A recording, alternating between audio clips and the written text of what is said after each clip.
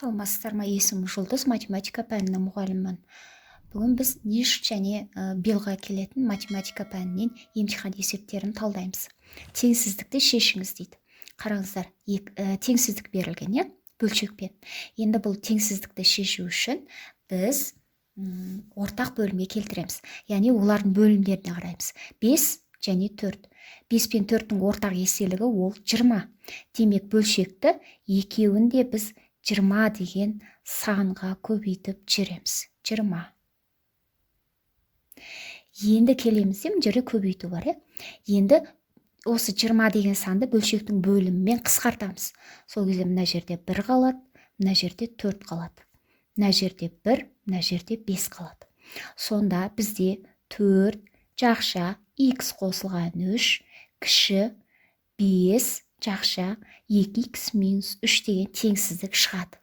Енді осыны біз жақшаны ашып жеке-жеке көбейтеміз. Мына жерде көбейту таңбасы бар. Көбейтсек 4x қосылған 3 4-ім 12 кіші 2 5-ім 10x азайтылған 3 5-ім 15. Ары қарай енді барып x-терді бірге жинақтаймыз.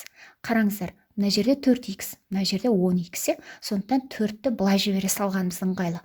Ал санды бір жаққа, айнымалыны бір жаққа жинақтаймыз.